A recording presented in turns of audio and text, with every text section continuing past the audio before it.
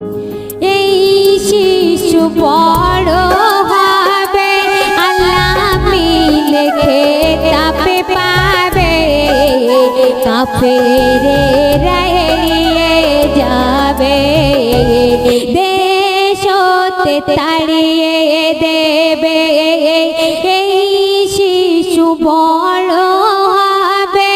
আল্লাহ মিলে খেতাব পাবে কাফেরেরা এড়িয়ে যাবে